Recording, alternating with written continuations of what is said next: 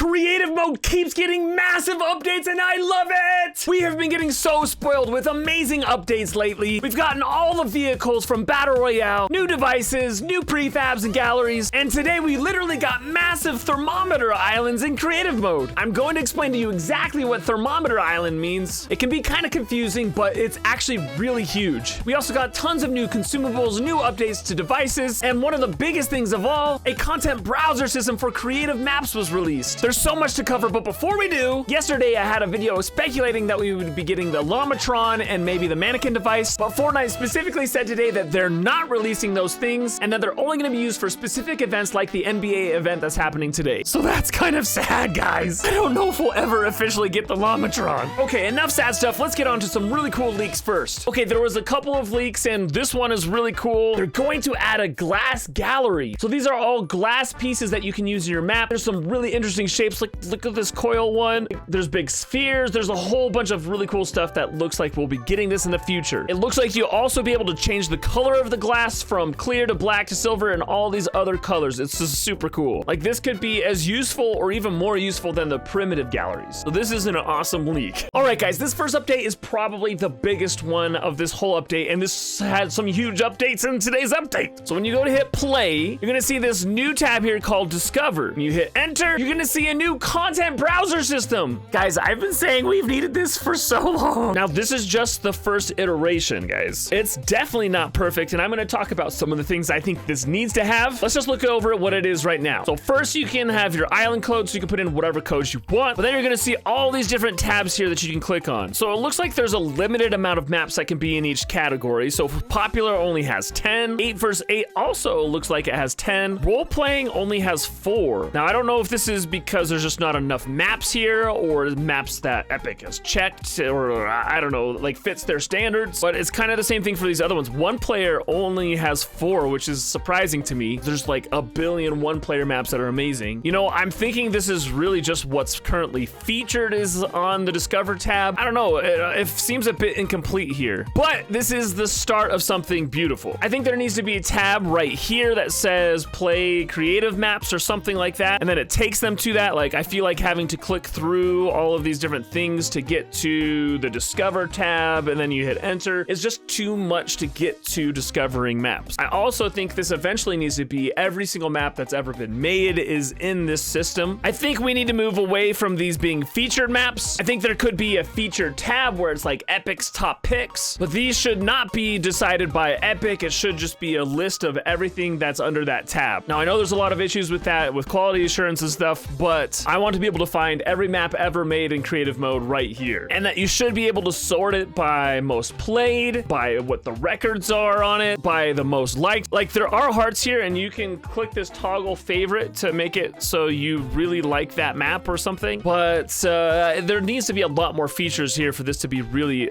effective. But this is a great start, and I'm super excited about it, and I can't wait to see where this goes. Some people are saying it's a mistake that this was launched, but right now I'm excited that this is even like in development. So hopefully you can still see this by the time you're seeing my video. The next really huge update is that they've added a whole bunch of new islands. If you go down here at the bottom, you're gonna see these extra large islands, and they've added 4 different ones. So let's load up the Mountain Ridge Island and just check it out. Whoa, there we go, guys. This is the brand new massive island. These islands are actually Thermometer Islands, and I'm gonna explain exactly what that means. This island is 16 times bigger than any island we've ever had before. So here I've landed on it. Just look at how massive this is. Like, this is all part of the same island. It takes me forever to fly over here. This is so cool. Yeah, this place is really huge. Like, I'm going full speed here, and it's taking me forever to get across the island. Not only is this really huge, it has these really cool lakes with dynamic water in it that you can swim in. There's just a lot going on this island. Now, we still need a terrain editor, so we can customize this terrain however we want, but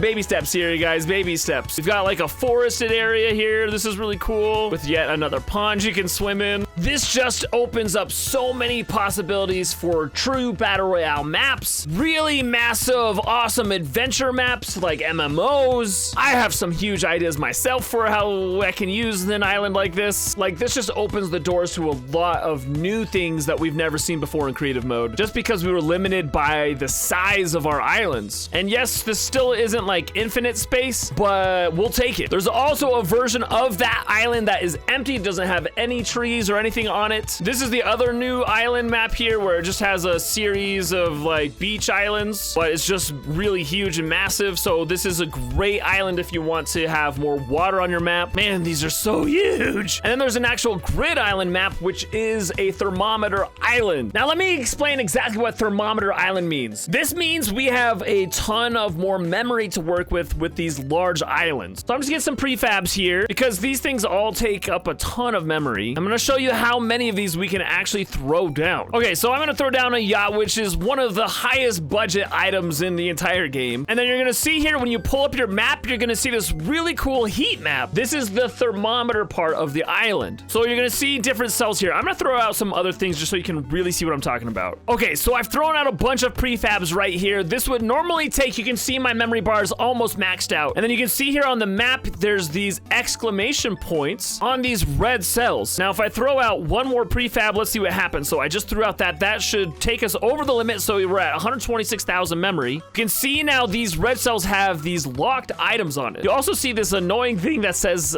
heat map is over budget. That means I need to go in here and delete some of these prefabs that I've thrown down. So now let's delete this one that I threw down that put us over the edge. Okay, I just deleted that. Now that little notification's gone. And you can see here on my map that we're back to the exclamation points, which is just a warning to say you're almost to the limit in these specific squares. But now if I fly over to the other corner of my island and I throw down that exact same prefab, you'll look at my memory, it hasn't changed. And you'll see here on my heat map, look, this is fine. I can still build here because the way this is working is it's all about visibility. So I can still see that mansion there, but as I like float away from it, you'll see it disappearing. That's the render distance. And you'll start to see these things appearing over here. So now that that other prefab is out of view, it's not taking up any memory in this part of the island, meaning I can build over on the other side or anywhere else on the island as long as I'm not in the same vicinity as these ones that are in view. I should be able to place as much as I want down as long as the heat maps aren't overlapping too much and as long as there's no one cell on my map that's locked. So really I can start throwing down as much as I want and I can get away with a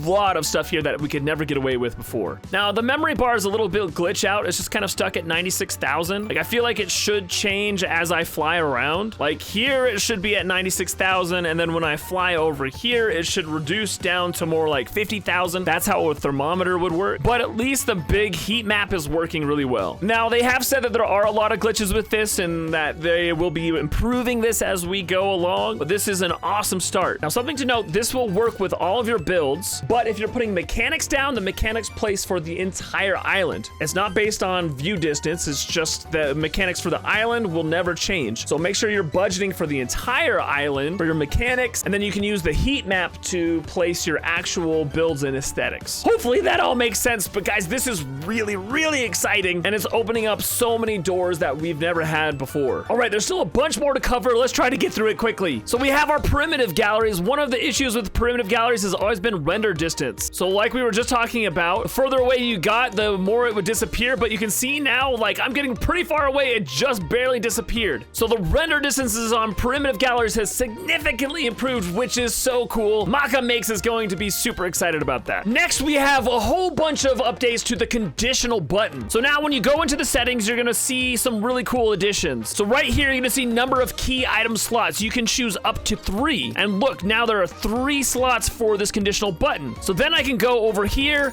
and add 3 different things to this conditional button. And you'll see now there's these 3 things that you need to activate this device. So with these 3 items, you can make it so only 1 item's required or all 3 are required, or they need all 3 at once to enter. So there's a lot of things you can toggle on and off here. So there's also this cool setting here. So before it used to be, it would toggle between the item and some sort of like exclamation point or something. But now you can make that so it's only the key item that shows. So it's not like toggling back and forth, which is a really nice quality change. This is also super cool here. You can show the key card direction. So if you have a key card in here, and I'm going to talk about key cards in just a second, you can see this little like directional thing that's pointing me to where the conditional button is. So I'm pretty far away from this, but it's showing me where to go, which is super cool if someone's really struggling with like trying to find how to get back to a certain place. So really cool updates to the conditional button, which brings me to my next point, is that they've added a whole bunch of new consumables. You can see here they've added all of the key cards from Battle Royale, and that cool little function I was just showing you only works with key cards. We don't currently have a vault or anything, but basically you can make your own vaults with the conditional buttons. They've also added a whole bunch of new consumables into the game. You can see all of them right here. You know, some we've had for a little while, like the coal and the bacon, but you can see here in your consumables list, they've added the power cell, the blast powder, adhesive, duct tape, and batteries. These are all things I think from Save the World. These are all really cool new things that's gonna help you with immersion into your maps, as opposed to just having to use like metal or other items. You know, you can use these for different things. Finally, another huge update is they've added another 50 channels, so you can have up to 200 channels now. Not only that, you can have up to 50 teams that can activate your channels. So it used to be 16, but now you can have up to 50 teams, guys. 50 teams! So an incredible update day, guys. And you know it's not complete unless we do a 360 here. So I'm using the new consumables in the item spotter. There you guys go. I love it.